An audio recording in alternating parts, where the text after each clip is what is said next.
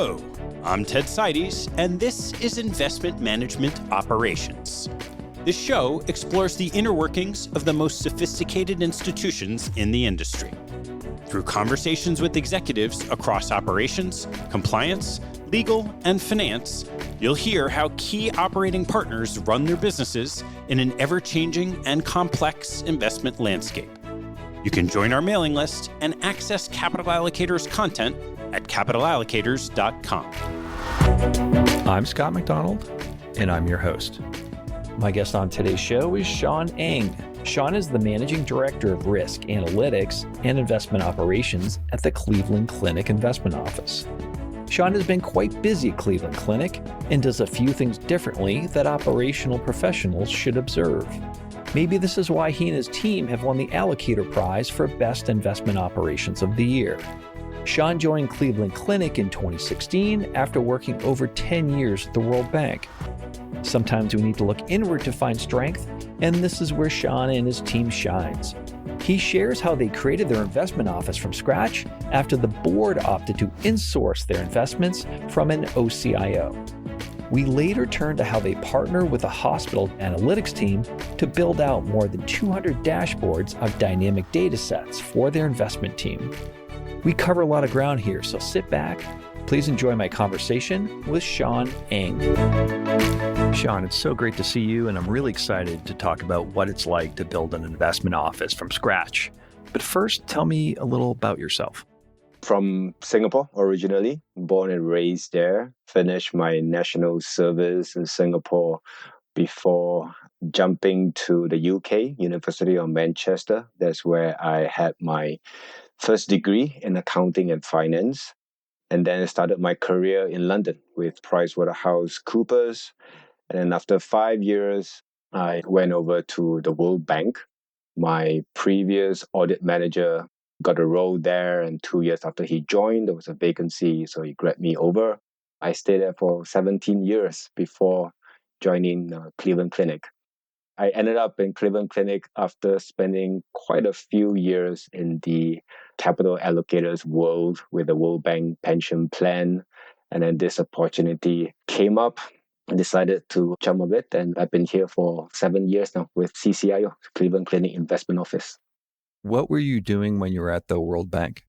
In the last 9 years of the 17 years, I was essentially playing the role of the Chief Operating Officer for the World Bank pension plan, doing investment operations, performance reporting, making sure that our capital calls and distributions are recorded properly, doing the accounting for the pension plan and valuations, making sure that they are accurate and reasonable, anything associated with investment operations, as well as non-investment risk. So liquidity risk, FX risk, we are responsible for that as well.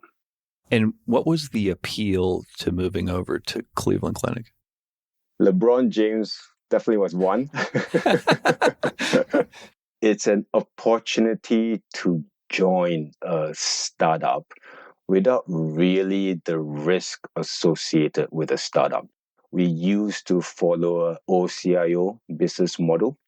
And then 2015, the board of Cleveland Clinic decided to insource that function, partly because of the size of AUM has grown, and partly because we want more control in how we manage the investments of this capital, which a majority of the capital is on balance sheet of Cleveland Clinic.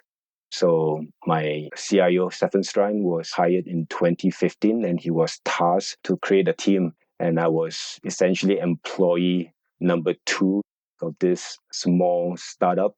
My job is really to create sophisticated investment office.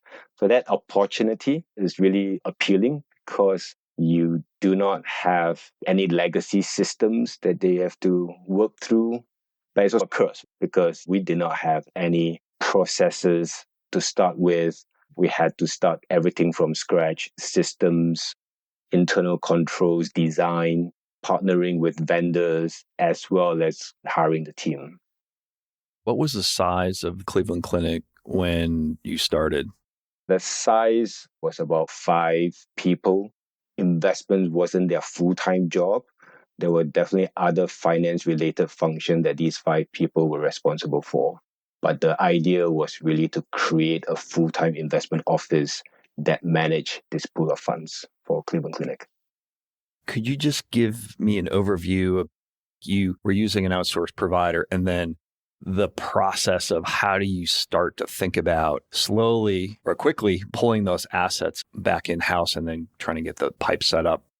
We use the phrase max view a lot, which stands for maximizing value per unit of effort, because there are so many things we needed to do. We have to come up with an ODD program. We have to make sure that our performance reports are reasonable.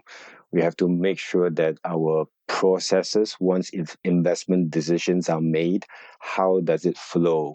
So lots of different things that we have to decide and implement at the same time. And all these things, when you have only 1 or 2 people, and then you still have to do the HR task of coming up with job descriptions, interviewing candidates, it was definitely a lot of work. What motivated me is just the end goal of an opportunity to create something that I think is sophisticated enough to match the high quality and excellence culture of Cleveland Clinic. What was your approach to building the operations of this internal investment office from scratch? From day one, we are also very focused on playing the long game. So it's always a struggle of there are certain things that you can do it fast, but there are other things that if you cut corners, you know that you're not able to scale sometime in the future. Let me give you an example, Scott. So we always understood the growing importance of data. From day one, we try to structure the team so that there is a way to get the high quality data into our system. We call it our internal data warehouse. And that's a decision that we made. Do we want to have an external vendor to manage our data, or do we want to set up an internal data warehouse? And that's what we decided to do. And we spend a lot of time on garbage in, garbage out risk to address that, making sure that when data comes in, it's clean, it's data that we can use. The other thing that we thought, if we want to play the long game, we really need to have good internal controls. And the third one is very well-designed processes. How do you get from investment decisions to executing those decisions in a seamless way? So that is a process of knowing my CIO, learning about the number of trades that will be within a month, learning about the investment team members as well, their style. So we change the processes over time, all with the laser sharp focus of trying to make sure that we are implementing a custom process that suits CCIO based on the personalities that we have and based on the way that we invest. That has helped us a lot because right now we are able to scale. Without those foundation blocks in place, we will not be able to be in a position today. And so with taking this build versus buy approach, which is a little atypical, but a lot of people defer to the buy versus the build. Walk me through what that does look like. Another thing that we have decided earlier on, Stefan and I, my CIO and I, is to make sure that we are aware what are the expertise that are already available within Cleveland Clinic. I think for a few reasons. One is speed. One is to make sure that we are not in an isolated island. We do not want investment office to be completely isolated from the rest of Cleveland Clinic. So we want to be really fully integrated with the operations of the enterprise. And then with that guiding principles, we look around and then making sure that if there are teams that are already doing internal data warehouse, if there are teams already doing our internal audit key controls, if you like, our expertise in those areas, we pull them out. We want to talk to them. So people often say that you want to keep your internal auditors as far away as possible. We did the opposite. We welcomed them. We said, we are new. We want to make sure that we design a very strong process with very strong internal controls. So I think our first preference will be to go to internal departments within Cleveland Clinic to provide us with services that we need. And then we benchmark them against what we could get outside, the buy versus build. And in this case, we are very lucky that many of these departments are at a very, very high quality level. But also make no mistake about it, if they are not able to provide me with the same level of quality I get outside, then I have no choice. For the benefit of Cleveland Clinic, I have to seek the services from outside. Did you go out in the market and actually assess what the outside landscape looked like before deciding to go in-house? That's back to the max view. So for some, yes. For others, once we were able to see what they were able to provide, we felt comfortable to go in-house. And Cleveland Clinic has a great reputation. So they have a culture of excellence, and you feel it. As soon as you walk into Cleveland Clinic, you feel the sense of excellence. So we were very comfortable that these are good partners that we can work with. But yeah, for other vendors, which is more dedicated to investments, like our risk vendors, our CRM model, we did go outside. We did do some work to make sure that we pick the right partners. One question I have is, what's in it for the internal stakeholders? That's a good question. So again, very fortunate that Cleveland Clinic has a very team of teams culture. The investment office from day one as well, from inception. Another phrase that people hear a lot is what's best for Cleveland Clinic. So in this particular case, and not just with our internal partners, even with our custodians and external partners, we make sure that they know our mission. We make sure that they're aware of what we stand for. And then we're all trying to achieve that. So we are also very blessed that we have a very noble mission. We are here to provide excellent healthcare. We are here to educate those who provide healthcare, and we are here to innovate. Once people understand that, they understand why we are demanding, and we're all working towards the same goals. So with the internal partners, it is easy to have that similar language. I still want to dig into the process of actually how you start with, you had some balance sheet assets, CCIO, and then you were starting to bring that in-house. What did that look like in terms of process and timeline? We came up with a transition plan with our OCIO partner, and then we decided on one date where we will cut off the ties with our OCIO and we took over full discretion of the portfolio. So during the transition stage is really partnering with the OCIO, going through every single investment, understanding what is the role of each manager. When we have sizing decisions to make, we made it together. So my CIO joined in 2015, and we didn't take over discretion until Q1 of 2017. And I joined about 6 months prior to taking over discretion. So we did have some time discussing with our OCIO, understanding the portfolio before we take over. In terms of the assets, we did not change our custodians. So the assets are residing with our existing custodians. The books and records are also with our custodians, even though the OCIO also have their own books and records. We did have to come up with the performance reports ourselves since our OCIO, they used to generate those. So we had a project plan surrounding that. But in terms of taking over discretion of assets, we literally pick a date and then making sure that we understood the portfolio sufficiently, as well as the investment operations side, making sure that we change the authorized signers. We set up a lot of brand new accounts because we wanted extra granularity at our custodian level.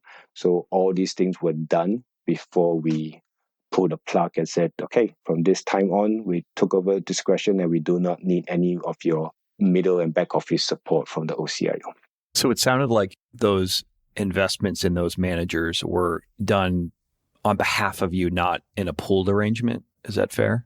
Yeah, it's a variety. So we have separately managed accounts as well as our pool structures. Majority are actually in pool structures, but the books and records were still aggregated and rolled up into our custodian.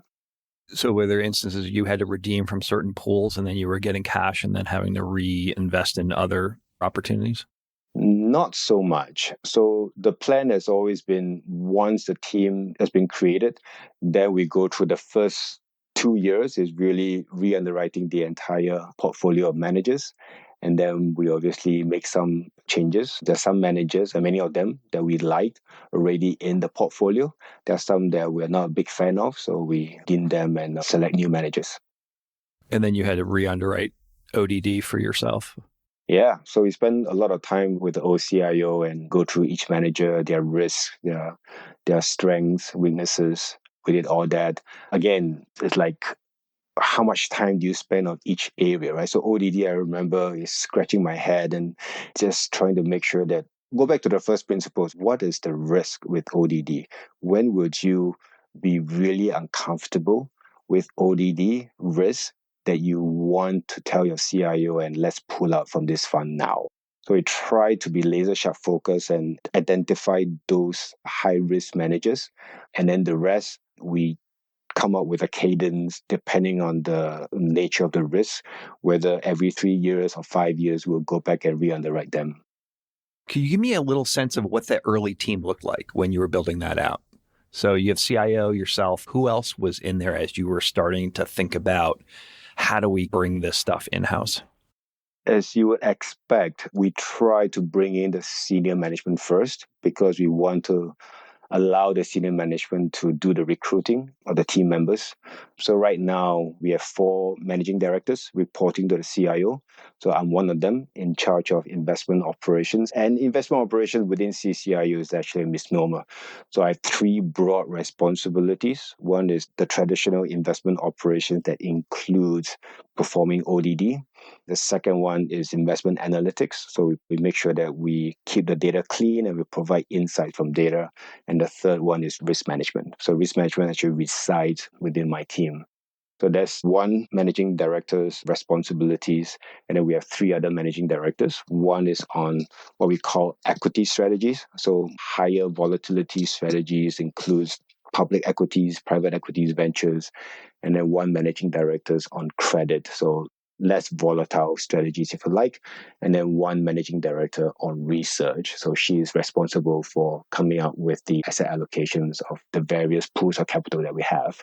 So we try to get those 4 MDs in place, and then we will go about hiring the rest of the team members. So I was definitely the first of the 4 MDs because I need to lay the pipes and do all the plumbing. The risk function, that's a little atypical that risk would fall under operations. Usually I've seen it where it falls under somebody with an investment-oriented hat more so. Is that just a function of who you are? No, it was intentional. So Stefan, my CIO, always believed that it is important to have a dedicated group of team members who look purely at numbers, very objectively answering the questions, what are the numbers telling me, regardless of what the managers say. So we don't meet with the managers as often as our investment professionals do for obvious reasons, but we do spend a lot of time on data.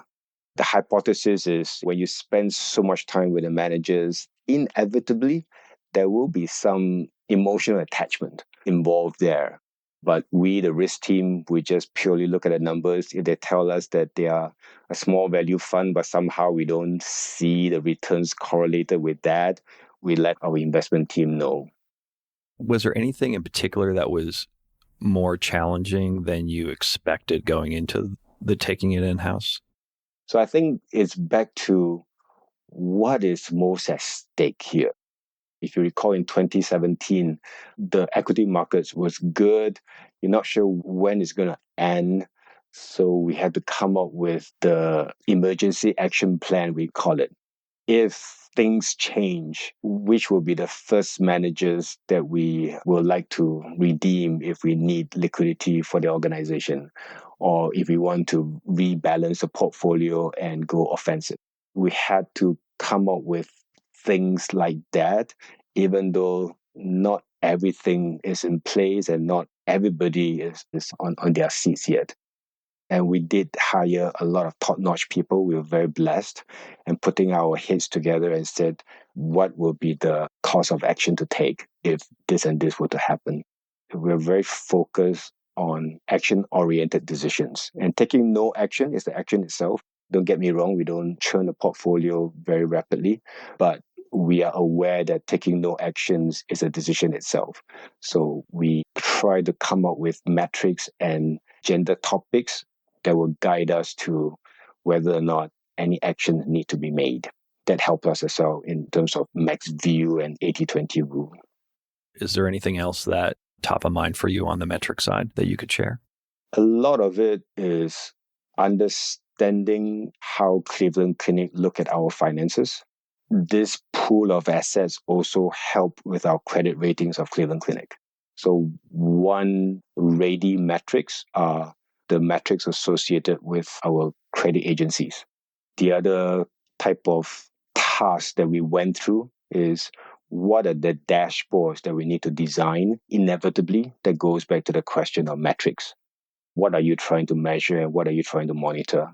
Initially, it's about quality and garbage in, garbage out, like I said. So a lot of the dashboards initially is to make sure that there are no errors, whether from our side or from the custodian side when they make entries.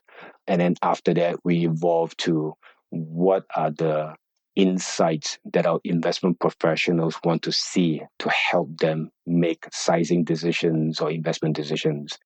You built all these dashboards in-house off your data warehouses, is that correct? Yep. So we do have a risk vendor as well, to the extent that we can get the answers from their dashboard and the user interface will do that. But there are some questions that occur so frequently that it makes sense for us to pump the data into our data warehouse and then design the dashboards specifically to answer those questions that are at our fingertips going forward. And what are you using for data visualization? We use Tableau. Why we use Tableau is because Cleveland Clinic is a heavy user of Tableau. You hinted at the custodial relationship. How critical is that from a data quality perspective? Huge in so many ways, not just data. I think data is a big component of that, but in so many ways, relationship with our custodian is critical. And they know that. And now we are really, really good partners. And that didn't happen from day one, obviously. We did not change our custodian, but obviously with the new office, new CIO in town and myself, we do have expectations that we want our custodian team members to meet. We spend a lot of time telling them about what are we about, what is this investment office is about, what is Cleveland Clinic is about. Senior management of our custodian actually came to the clinic and we organized on tours and let them know that at the end of the day, that's what the portfolio is here to do. So every basis point of alpha is going back to our patients and to the clinic. So we make sure that we are completely aligned with what the end goal is. And then there are certain expectations that we demand of ourselves that we want to see from our custodian. Just basic things like we want to be responsive. We want to be sure that when mistakes are made, we ask 2 questions: what happened and what can we do to prevent it from happening again? So the first team that were tasked to help us with that just couldn't meet those expectations that we laid out very clearly. So after, I want to say, 9 months, we said we're given enough time and opportunity to hit those renewed expectations. Let's change the team members. Either that or we have to go with another custodian, which we know that we don't have the bandwidth to do. We changed the team members who supported Cleveland Clinic. We interviewed the key folks. We spent the time to tell them what we are about. Things were so much better after that because they really appreciate as well. They love the fact that by helping Cleveland Clinic, they're actually doing something great for the world. It can be tricky because in this world where everything works fine, there's no response. It's all about the negative response. So when you had that conversation and initially saying, okay, this isn't really working out, did you get any resistance initially? Oh, yeah, for sure. Well, it is a lot of work on their side to change the team members, to come up with new team members. So I got resistance from the relationship person at the custodian. And even I got resistance from internally within Cleveland Clinic because they are also used to certain folks within the custodian and they have already know our processes. But I think after the implementation, after laying out expectations very clearly, everybody in hindsight would say that that's one of the best decisions that we have made. What are the characteristics of a successful custodial person in a custodial job working with Cleveland Clinic? No, that's a good question. Definitely make an effort to understand us. We make an effort to understand you, making sure that we collectively are resourceful, making sure what the end goal is. Because many times, once you get to a good relationship, they will tell us that, hey, Shaun, if your process change in this way, it will actually help us a lot. And we do it. So because they are clear about what the end goal is. So it's not about changes on their side 100% of the time. Sometimes the end goal involves changes on my team in terms of processes. We need people who know how to get answers within a large organization like a big custodian bank. I think that's really critical.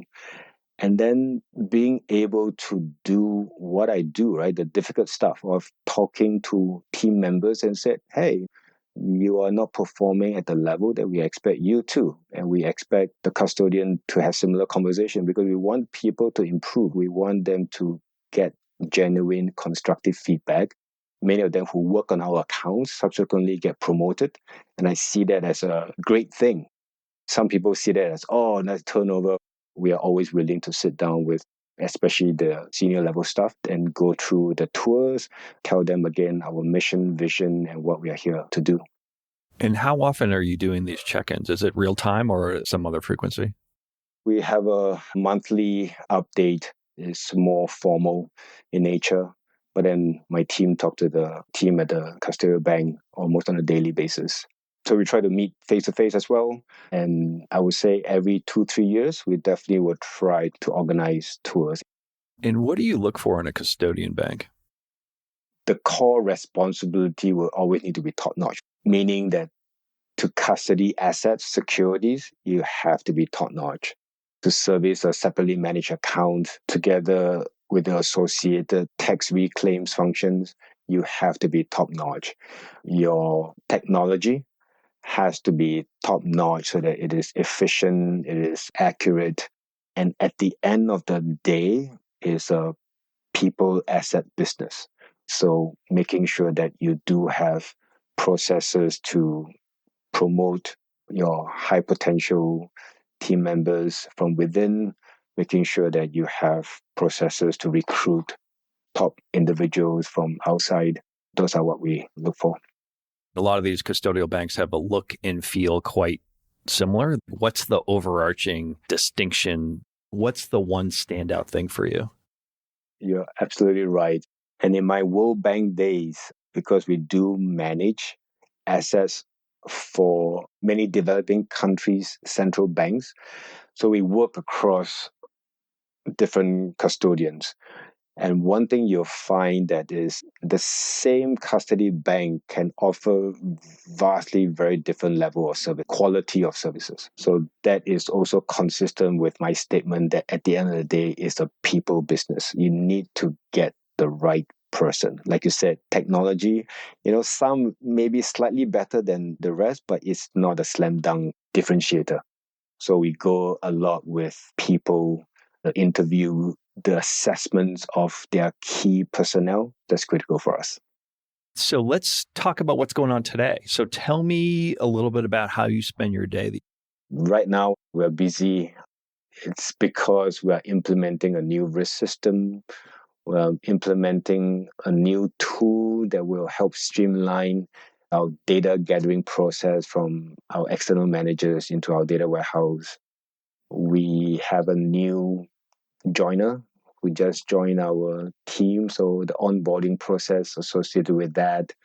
We have lots of changes on one of the portfolios. We manage 4 pool of funds, and one of the portfolios has some restructuring that we're going through. So very nuanced, tricky, complex that we need to pull in lawyers, offshore, onshore, our own internal in-house legal counsels, our managers. So there's always different things.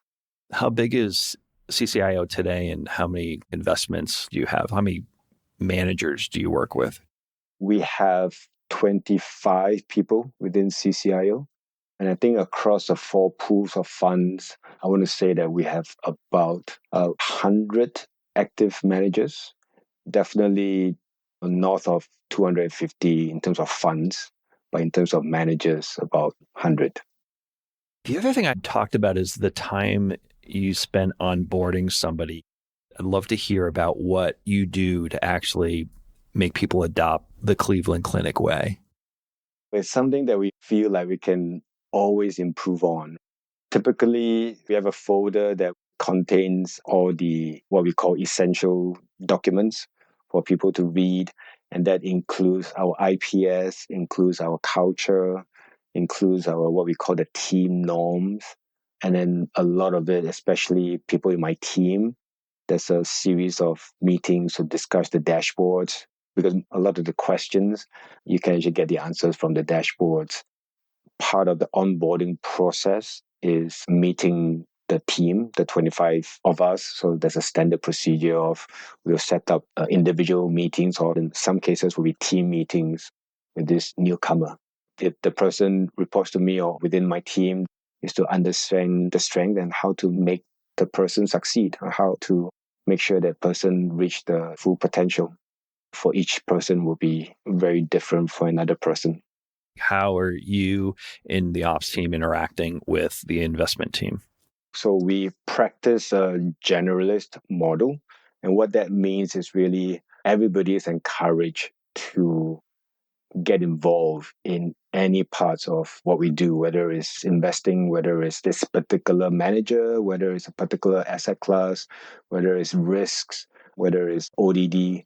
We're invited to all these meetings. So my team members can sit in at what we call the strategy meeting, which is the meeting where decisions are made as regards to investments. They are encouraged to chime in, ask questions, a lot of homework to be done before you sit into these meetings because a lot of effort has been put into writing a lot of memos, so you're expected to come ready. In terms of interaction with the investment team, it's seamless. It's only 25 of us, so we see each other, all of us, to come back to the office between Tuesday and Thursday, and then Monday and Friday, we tend to work from home. There's nothing out of bound to anybody. They know how important we are in executing decisions, so they keep us in a loop with all the latest ideas that they have, even if they may not pan out, which is what we ask them to do. Just keep us posted, even if it's still early on in the due diligence stage. Just to give you an example of how closely we work together, all the projects that I talk about, the risk system project, the data project, it's all in conjunction with the investment team. They have team members who are in that small project team. They make sure that all views are heard and the factors that need to work on are taken into considerations. Back to the reporting analytics pieces. On the data handoff, so you talk about garbage in, garbage out. What are you doing today on that piece of it that's so critical to making sure that at the end of the day, your dashboards are actually accurate? A lot of it is definitely on the front end when you design the process of piping the data in. That is what I talk about being scalable. So you put in the effort on the front end, now it becomes much easier. Obviously, whenever there are new accounts, new managers that we hire, we go through our checklist to make sure that all the data is populated correctly. And then when we design our processes to address this garbage in, garbage out risk, we came up with a lot of exception reporting. Whenever mistakes slip in, we ask ourselves that question. What can you do to prevent it from happening in the future? A lot of it, we try to be preventative. So we want to stop it from happening. And then if you really can't do it, or just an extra layer of safety, even if we feel confident that it can be prevented in the future, we also usually design a dashboard that captures exception reporting events, right? Things that's supposed to tie but don't spit out exception report. On that exception reporting, is that variance or what is that? Sometimes it's variance, sometimes it's number of records. So if it exceeds, if we always have 9,000 records and then today we got 3,000, spit out exception reporting. Sometimes it's the performance of our managers yesterday compared to our benchmark. Usually the tracking error is of a certain size. If it exceeds those thresholds, it spit out the exception reports. How do you mitigate the risk of that data starting at the custodian bank and making it all the way to your investment team's dashboard. Is there anything in that life cycle that you guys are working on that may be different than how others think about it? So everything is FTP or system to systems. So the process starts at 2 a.m. every day. Most of the data, I would say 75% of the data is from the custodian. And then we also have set up the process with our risk vendors engine with Bloomberg, which provides a lot of the index data. We also have one of the 4 pools of funds is our pension portfolio. So we have some data from our actuary firm that piped in. We have from our CRM system. We also store many of our standing data, like our account name, the asset class names associated with each fund that get piped in on a daily basis. Because it's so seamless, it's all system to systems, it's not a heavy lift once you have designed a strong process. And do you think about liquidity in the same fashion? We do have a liquidity engine that also get piped into our data warehouse. So anybody can go to our dashboard, select the fund, and they'll tell you by what date you need to submit the redemption documents, and then by what date you'll get what amount. Just at your fingertips, you could typically get the answers that you need. When you're building this liquidity table, one of the things I've always observed is I can read the liquidity. I can read the document and say, oh, we're going to get our money 90% this time. And then I call the IR team and they say, well, I read it that way. How do you sync up with the GP on that? Several things. One, if that happens, then we have to remodel it in our dashboard. I think assuming that the GP is right and we misinterpreted it, then we're going back to the dashboard and remodel within our liquidity engine. And then the second thing that we have put in place, just to that point, is even if both of us have similar interpretations, sometimes is it a Hong Kong time? Is it the US time? Which holidays? You do not know the international holidays. We always make it part of our process is just to confirm with the GP once a decision is made that, hey, we're going to send you the docs on this date. Is that correct? And most of the time say, oh yeah, or they'll suggest a different date. CCIO has the tendency to execute last. So because of that, we evolve the processes to take into account this last minute nature or the potential last minute nature of our trades. So my processes here looks very different from the processes that I had at the World Bank. So we talked about the Cleveland Clinic board early on with the decision to actually bring everything in-house, build the team out. What does that interaction look like today? Very constructive, very good. I always feel very heartened that the kind of discussions that we have is the substantive, strategic topics that we discuss. They have full trust in us after the first few initial years. We've delivered quite a lot. We have good results.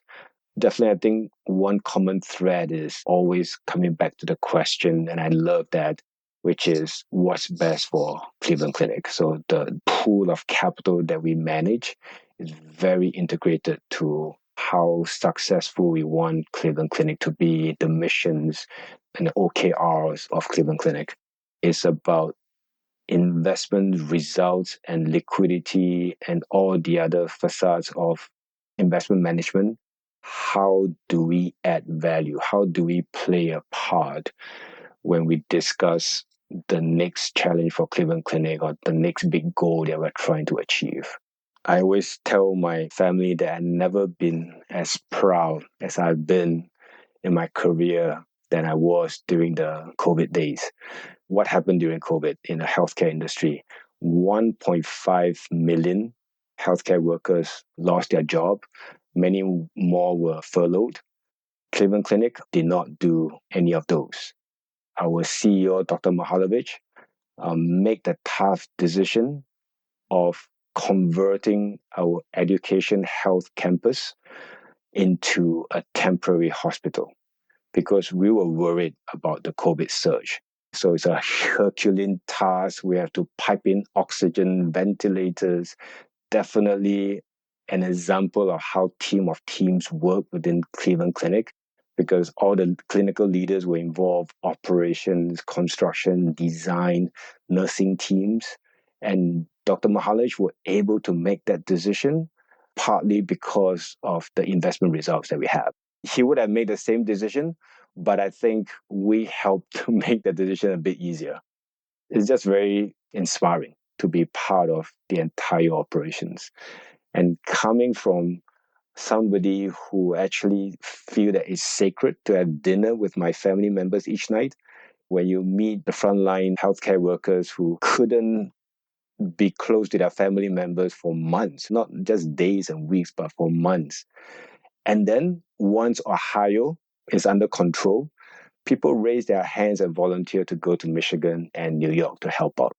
Just very heartwarming and very inspiring. That's my story of why Cleveland Clinic is such a great place to offer your investment talent. It's also a case study on preparedness of the unexpected and tracking liquidity and how important that may be in a time the time frame is unknown. A lot of people don't, or they have a rough estimate. To have a crisp sense of liquidity is so critical in time of crisis.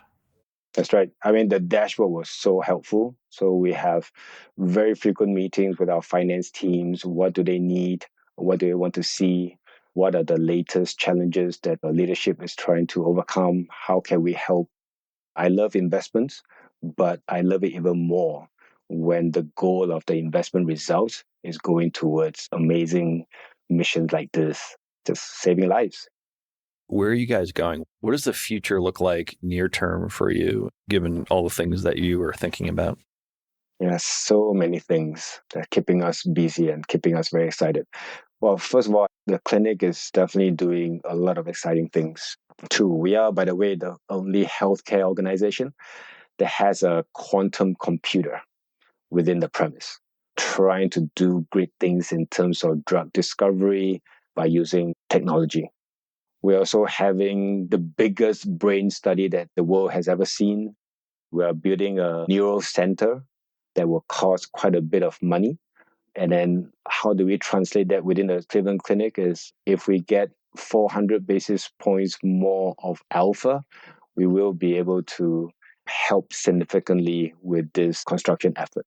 A lot of exciting things that the clinic is doing specifically within CCIO. I think the big thing for us is monitoring the potential of AI, at least in my team.